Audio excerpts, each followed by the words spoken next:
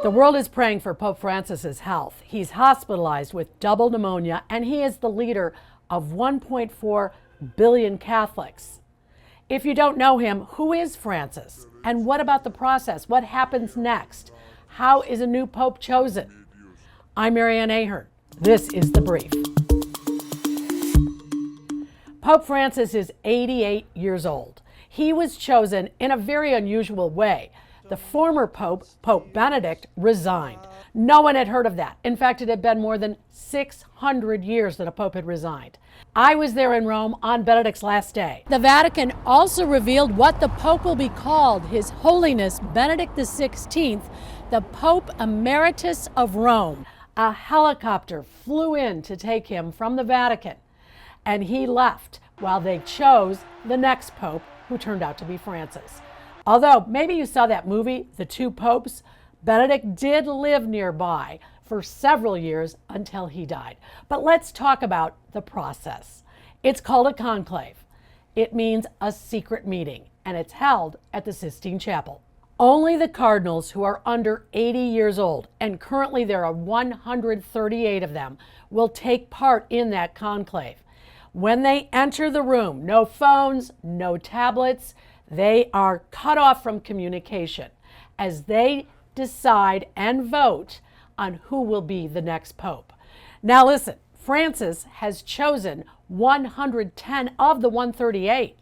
There is quite a debate underway of whether or not the next pope will be in the same image as Francis, since he, in a way, perhaps you could call it, stacked the deck. Leo XIII appointed 60 of the 61 cardinals who elected his successor, and they elected a totally different man. Francis is a no-frills guy.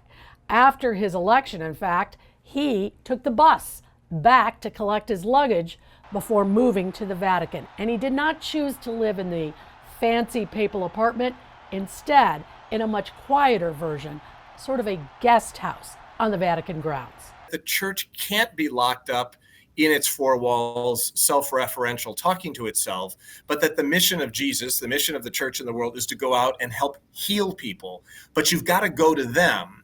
And I think that that image of the church as a field hospital, going to where the people are, seeking to be a healing source. His focus has been on the poor, on the marginalized, on those that many others have forgotten. In his very first papal trip, he turned heads when a reporter asked him about a gay priest, and his reply was, "Who am I to judge?" That set off alarms. Not everyone liked it. If a person is gay and seeks God and has goodwill, who am I to judge him?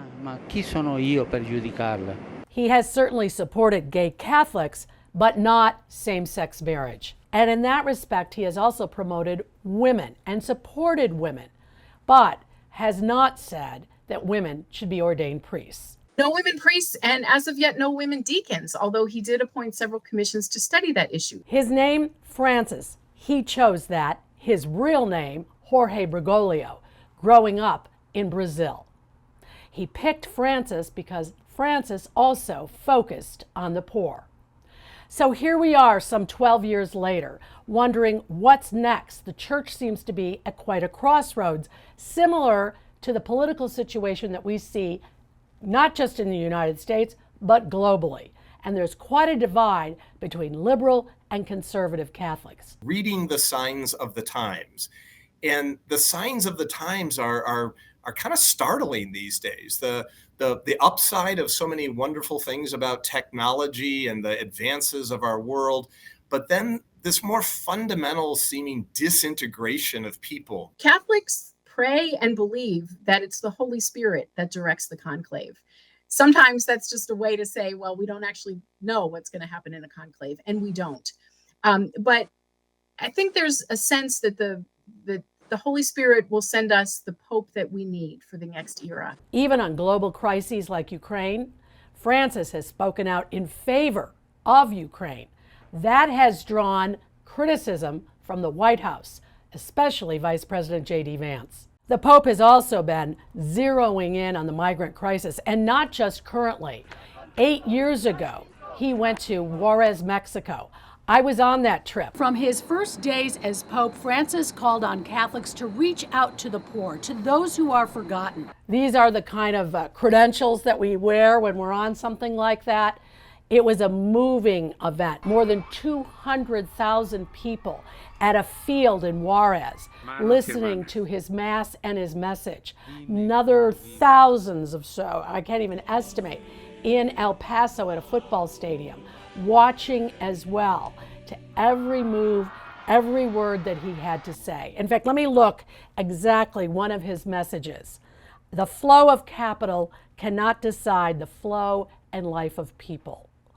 Always returning to that message of don't forget the poor, don't forget the marginalized, don't let the church be caught up in the hierarchy. A pope, except as in Benedict's case, is a pope for life. So what happens if Francis is incapacitated? We understand that he has left a letter if he is medically unable to do the job, but what exactly is in that letter is still a secret. So we do not know if that is something that would be an option for him. If so, that would precipitate a conclave. When there is a conclave, the cardinals come from all over the world to Rome, and there's lots of speculation.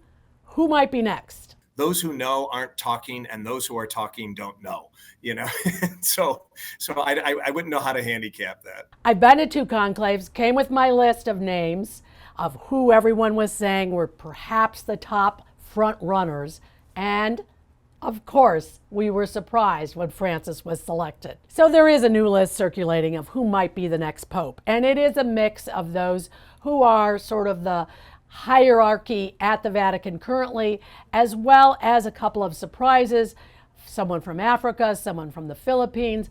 The bottom line is, we just don't know. Have you seen the movie The Conclave? It's not a bad vision of what goes on. Yes, it is secret. It is inside the Sistine Chapel. The cardinals meet inside the Sistine Chapel, no phones, no tablets, and vote 4 times each day.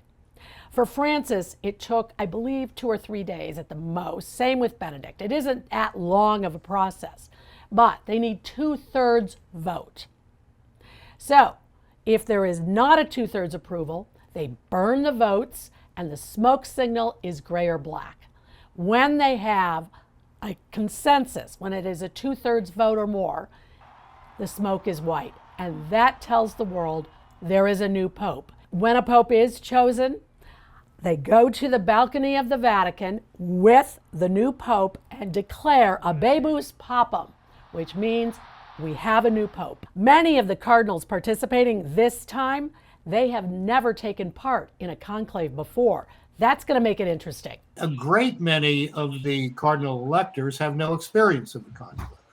So that's going to make for a challenging and I think very interesting situation with an outcome that may surprise a lot of people. Whomever is chosen then decides on what his name will be. As I mentioned, Francis, here's one of my great souvenirs.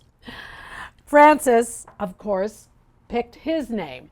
That sent a signal. So whatever the name will be in the future will also send a signal of priorities, mission, what is important to them. Catholics represent 17% of the world's population. So there is great interest in who will be the next pope. What about you? What qualities are you looking for? Leave us your thoughts in the comments section. Thanks for checking in. That's the brief.